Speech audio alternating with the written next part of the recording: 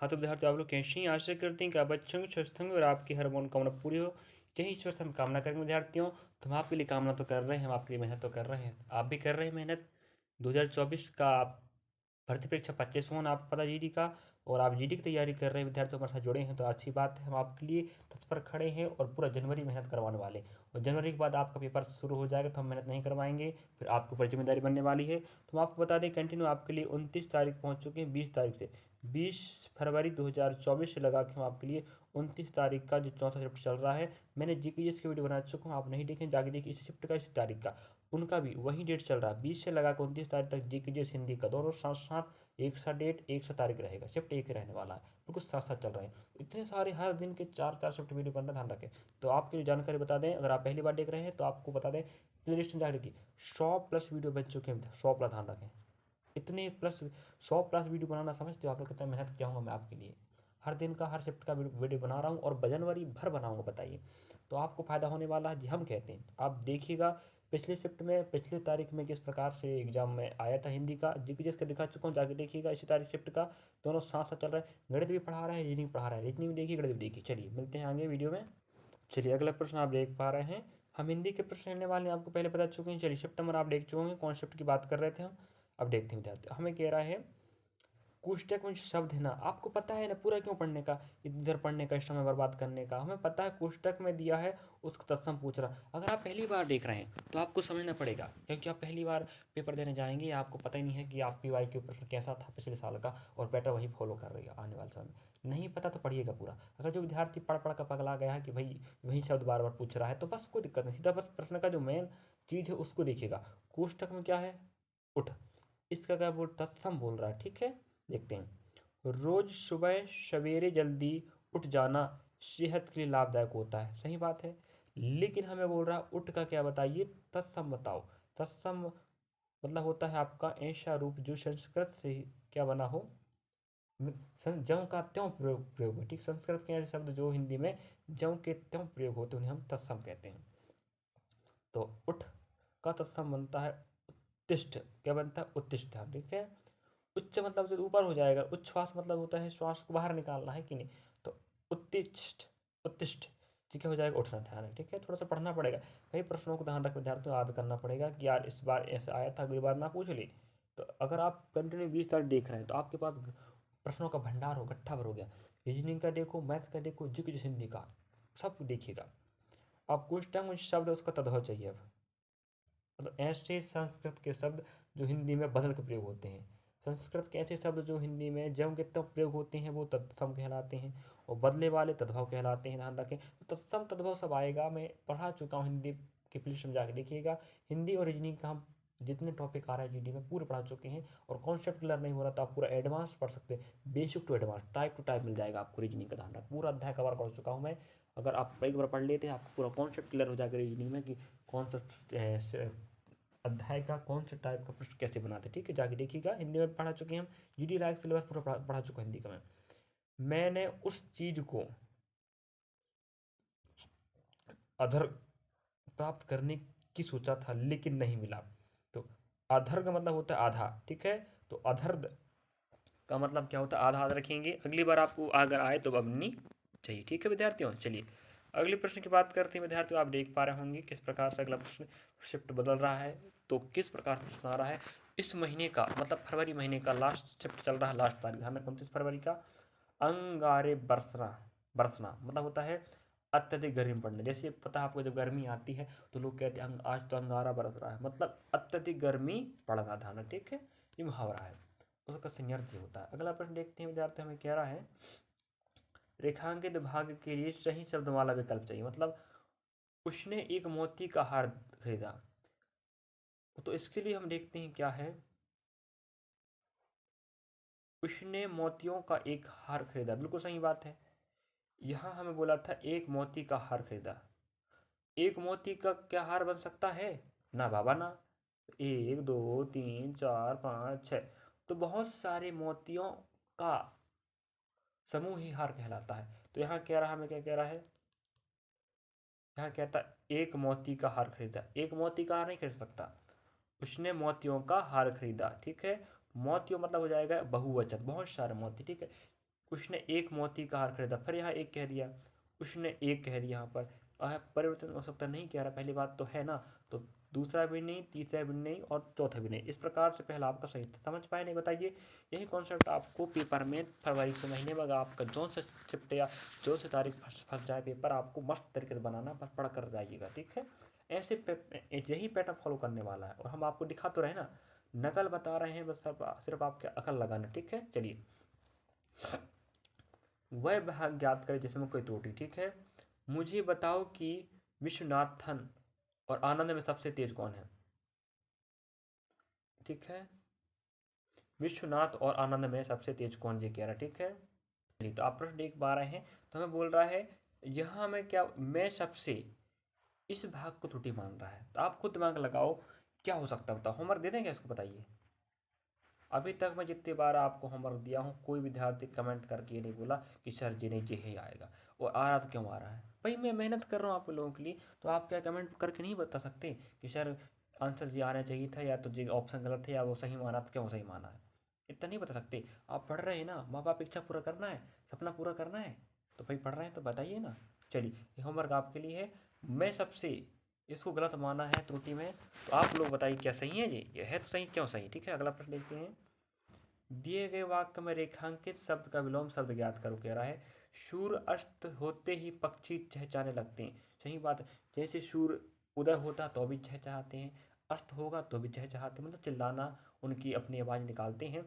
अस्त मतलब होता है सूर्य का डूब जाना, और उदय मतलब होता है सूर्य का निकलना, तो उदय उल्टा हो जाएगा, अस्त का उल्टा क्या हो जाएगा? उदय, ठीक है? चलिए अगला प्रश्न देखते हैं। ऐसे प्रश्न आ रहे विद्यार्थियों, अगला प्रश्न एक बात करें विद्यार्थियों, रेखांकित भाग के लिए सही वर्तनी ज्ञात करो, कह रहा है तुम्हारी बात का मतलब मैं समझा नहीं। तो यहाँ मलतब लिखा है, तो मलतब नहीं होता, मतलब होता है। तुम्हारी बात का मतलब मैं नहीं समझा, तो इस गलत शब्द का सही बनेगा ऑप्शन नंबर पहला, ठीक है?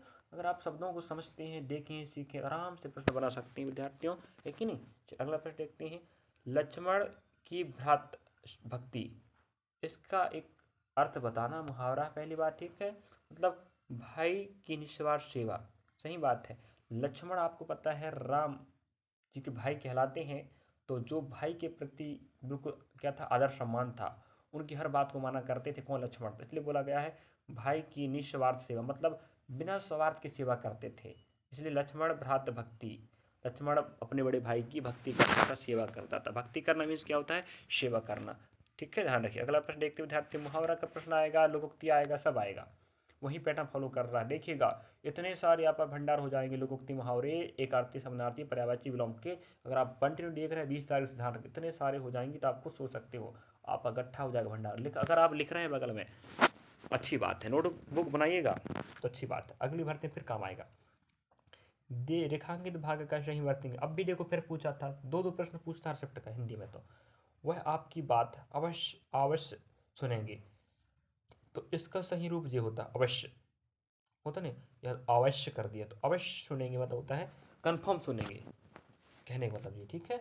अगले प्रश्न को देखते हैं विद्यार्थियों, तो आप देख पा रहे होंगे, हमें कह रहा है यहाँ पर कोष्टक में दिए शब्द का विलोम बताइए, तो अनुकूल का उल्टा प्रतिकूल बनता है। ठंड का मौसम सभी के लिए अनुकूल नहीं होता, मतलब होता है ठंड का मौसम सबके लिए ठीक नहीं होता, अनुकूल मतलब होता ठीक नहीं होता, ठीक है?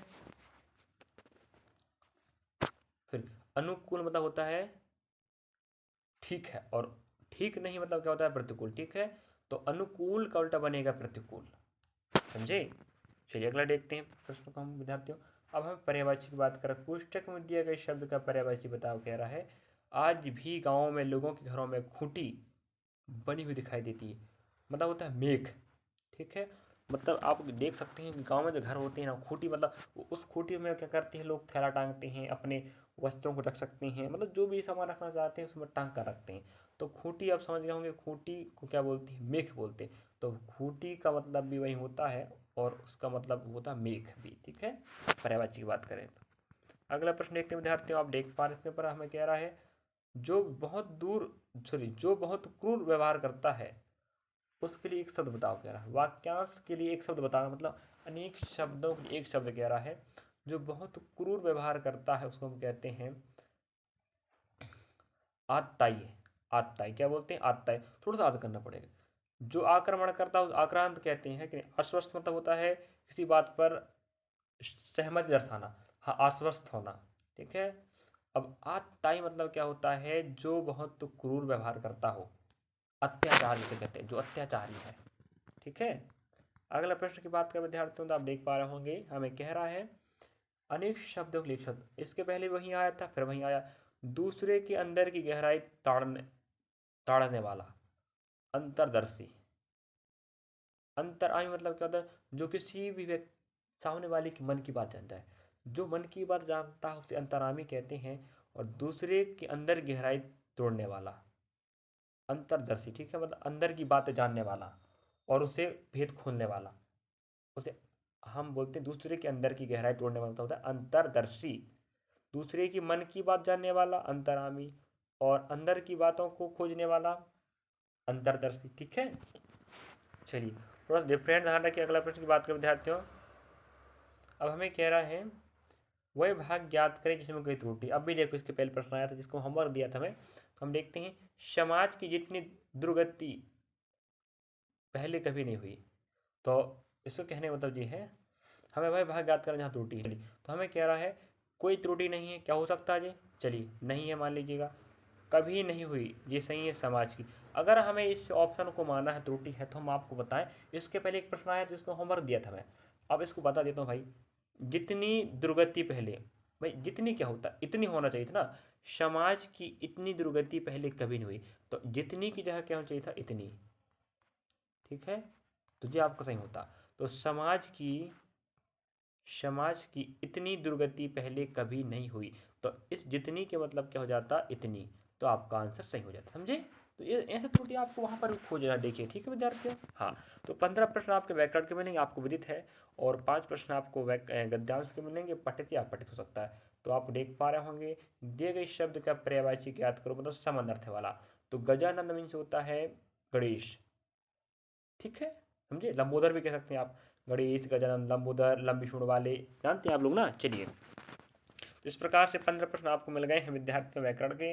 अब 5 प्रश्न आपको मिलेंगे गद्यांश। चलिए देखते हैं, गद्यांश बड़ा रहेगा तो क्या करना है आपको, गद्यांश को ऊपर स्क्रॉल ऐसे नीचे करके नहीं हल करना, यहाँ से हल करना आपको, ठीक है।